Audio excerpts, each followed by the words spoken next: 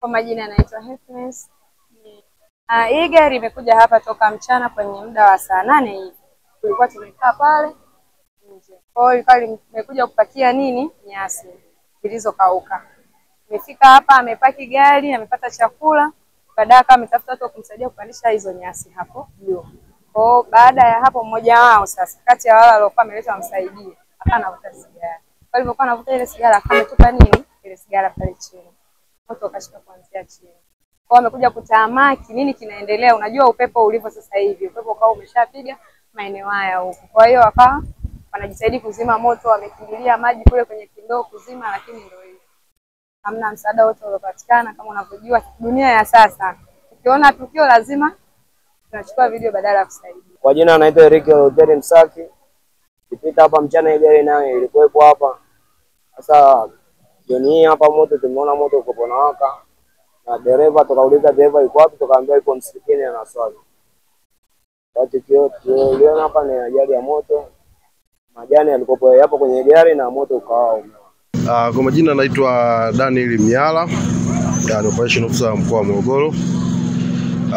Kwa siku ya leo tarehe 6 mwezi wa 11 2025 tulipata call ya moto majira ya saa 9:56 kupitia namba yetu ya dharura 114, ambapo tulipata taarifa kwamba kuna gari trailer ambayo ilikuwa ni kichanja ambayo imebeba na trailer nyingine juu ambayo ipo mtaa wa Chambo inateketea kwa moto. Kwa hiyo jeshi la zimamoto na uokoaji pamoja na wapiganaji tuweza kufika eneo la tukio, ambapo tulikuta moto huo unaendelea kuwaka, ambapo pamoja na wapiganaji na raia ambao walikuwepo hapo tukishirikiana na jeshi la zimamoto na uokoaji tuweza kudhibiti moto huo na kupambana na moto huo.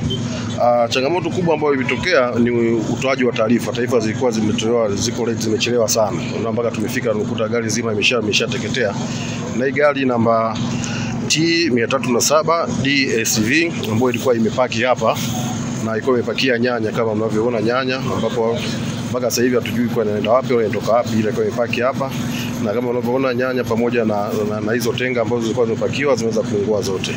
Mpaka sasa hivi kuhusiana na chanzo cha moto huu, kwa taarifa za awali bado uchunguzi unaendelea ili kuweza kujua kwamba huu moto umesababishwa na nini. Na madhara ni kuungua, kuteketea kwa gari zima kama unavyoliona, pamoja na trailer yake ambayo ilikuwa imebebwa. Kwa hiyo kwa madhara kwa binadamu hakuna madhara binadamu, na uchunguzi zaidi unaendelea kujua kwamba moto umesababishwa na kitu gani. Mpaka muda huu dereva bado hatujui yuko wapi. Tunaendelea kumtafuta ili ushirikiano kujua taarifa zaidi nini. Kwa uchunguzi bado unaendelea kujua chanzo ni nini, na dereva bado hatujampata.